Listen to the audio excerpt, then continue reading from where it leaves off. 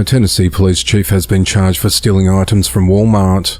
On Monday the 2nd of June, a grand jury in Lauderdale County indicted Vincent Tice, chief of the Gates Police Department, with 19 counts relating to shoplifting, including theft of merchandise and official misconduct. According to the indictment, Vincent shoplifted from Walmart in Ripley, Tennessee multiple times while in uniform between the 27th of February and the 6th of May. Court records state that he stole dozens of items, including a candle, bottle of bleach, navel oranges, plants, toiletry wipes, jeans, a 50-foot garden hose, Kool-Aid packets, Lunchables, Pepsi, Mountain Dew, men's joggers, a macaroni cheese cup, extension cords and more. The total value stolen came to $168.27. Vincent was previously an officer with the Ripley Police Department. He sued the city after he claimed he was fired for reporting excessive force and racial discrimination. That lawsuit was dismissed a year later. 24-year-old Thomas Carty is behind bars for fatally shooting 25-year-old Jaylen McDonald. At just after 12 a.m. on Saturday the 31st of May, authorities responded to a residence in the 3100 block of Broken Pine Lane in Charlotte, North Carolina on reports of an assault with a deadly weapon with injuries call. When officers arrived on scene, they located Jaylen with a gunshot wound and he was pronounced dead at the scene. Following an investigation, police identified Thomas as a suspect and he was arrested without incident. Court documents state that Jaylen had an argument with a woman in the home, and that's when the woman's son Thomas shot Jaylen. Thomas is charged with murder and robbery with a dangerous weapon, and he's held at the Mecklenburg County Jail. He appeared in court on Monday the 2nd of June, and was denied bond and was appointed a public defender. Jaylen's mother, Latosha Chambers, said that her son was killed by the hands of someone he trusted. The investigation into the matter continues. A homicide investigation is underway following the fatal shooting of 17-year-old Nevaeh Carter. At just after 2 a.m. on Saturday the 31st of May, authorities responded to the intersection of North Graham Street and Craighead Road in Charlotte, North Carolina on reports of an assault with a deadly weapon with injuries call. When officers arrived, they discovered Nevaeh deceased inside a car with multiple gunshot wounds. Authorities said that Nevaeh was in the vehicle when suspects pulled up and fired shots, striking and killing her. A police report indicated that a 16-year-old boy was hospitalized, although it's unclear if he was shot. A report also states that another car was also damaged, and video from the scene reportedly showed at least one of the cars crashed. No arrests have been made to date, as the investigation into the matter continues. 23-year-old Ariana Reiki Kerry Parker White is behind bars after she harmed her 3 young children.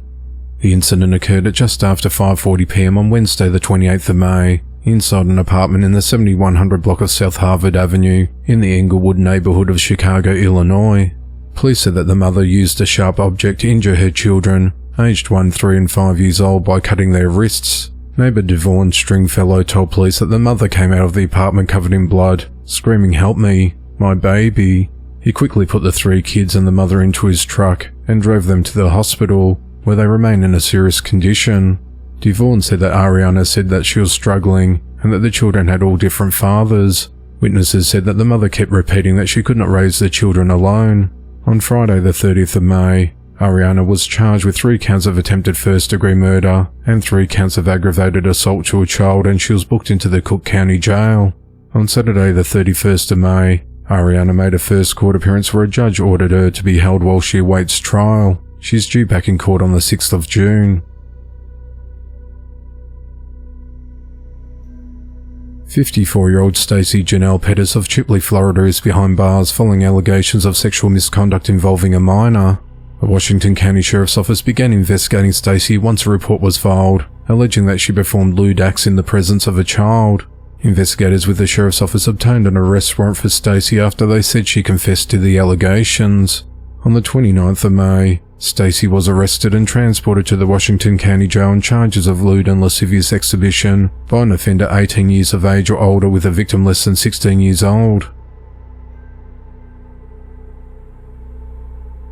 A 66-year-old man has been arrested for public indecency. At 1:30 p.m. on Thursday the 29th of May, authorities responded to Colchester Dog Park at Old Amston Road in Colchester, Connecticut, on a report of a person pleasuring himself out in the open. A landscaping crew in the area told police they witnessed a man touching himself while sitting on one of the park benches while also watching porn on his phone. The man fled before police arrived, but a witness was able to get the individual's car registration plate. Officials revealed the identity of the man as 66-year-old Alan Sims of Colchester. Upon further investigation, authorities located and arrested Alan. He was booked into the London County Jail on charges of public indecency and breach of peace. He has since posted a $5,000 bond and is scheduled to appear at the Norwich Superior Court on the 19th of June. 26-year-old Jessica Pagenkopf has been charged after a toddler daughter died from ingesting oxycodone pills. At 5:34 a.m. on the 2nd of April, authorities responded to a residence along Ross Avenue in Warsaw, Wisconsin on a report that a 2-year-old was not breathing and did not have a pulse. When officers arrived, Jessica and her roommates directed them to a bedroom where they found the toddler lying on a bed, unresponsive, purple and cold. Officers attempted CPR, but stopped when it was obvious that the child was dead and beyond saving. While questioned, Jessica told investigators that she lived in the home with another woman and the woman's boyfriend, along with the other woman's 4 children. She said that she had been gone for most of the previous day, when a friend took her to the dentist and left her daughter with her roommate. She said that while left in the care of her roommate, the girl reportedly ate bourbon chocolate but seemed fine. Later that evening, Jessica was watching all of the children. She had a video call with her roommate during the evening and thought that one of the children and her daughter may have gone into the bedroom that Jessica's 2 roommates shared to try and find a game that had been taken away from the older child as punishment. Jessica said her daughter had acted normal that night. She ate her dinner and the child slept in the same bed as her in the basement bedroom. She said her daughter went straight to sleep when she took her to bed, which was unusual. She thought the young girl was alright because she was snoring, although she said the child's breathing sounded strange. When Jessica's roommates got home between 10:30 and 11 p.m, they noticed that the bedroom door was open and the light on. The children weren't supposed to go into the bedroom without permission. The 3 adults got into an argument when the 2 roommates said that Jessica wasn't watching the children properly. Jessica said she went to bed with her daughter and fell asleep after the argument. She said she woke up between 5 and 5:30 a.m. on the 2nd of April and found her daughter was not breathing and cold to touch. Jessica said she carried her daughter up to her roommate's bedroom to get help, and they called 911. Police found an open and empty bottle of prescription oxycodone in the roommate's bedroom and a bottle cap on the floor. The man said he thought he had 7 or 8 pills left in the bottle, but it was empty. Officers found 6 oxycodone pills on the floor and in the bedding when they searched the bedroom. A toxicology report later stated that the 2-year-old girl died from oxycodone poisoning. On Friday, the 30th of May, Jessica was arrested and charged with neglect of a child resulting in death, and she was booked into the Marathon County Jail. On Monday, the 2nd of June, she appeared in the Marathon County Court where the judge set her bond at $50,000, with the condition that she maintain absolute sobriety and not have any contact with anyone under the age of 18. A preliminary hearing is scheduled for the 11th of June. If convicted of the charge, Jessica faces a maximum of 15 years in prison and 10 years extended supervision. 28-year-old Zachary Williams is behind bars after he confessed to killing his 1-year-old son. At around 9 a.m. on Sunday the 25th of May, authorities responded to a home along McCorta Road in Jane Lou, West Virginia on reports of an unresponsive infant. Medics arrived and attempted CPR on the child before transporting him to the hospital, where he was pronounced dead.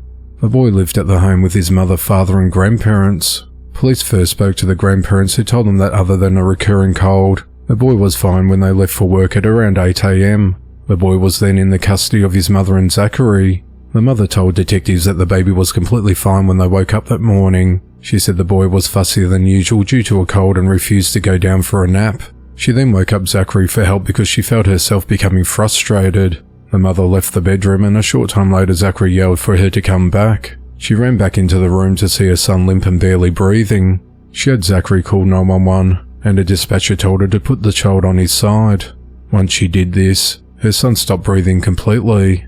She performed CPR until medical personnel arrived. Zachary told detectives that once he took over the care of the boy from his mother, he started rocking him in hopes of calming him down. Then the boy went rigid and then limp and became unresponsive. 2 days later, during the baby's autopsy, it was discovered that the child died of a severe skull fracture to the back of his head. Detectives interviewed Zachary again, where he confessed to throwing the child out of frustration, causing the baby to strike his head on the bed frame and the floor. He then stated it was all his fault.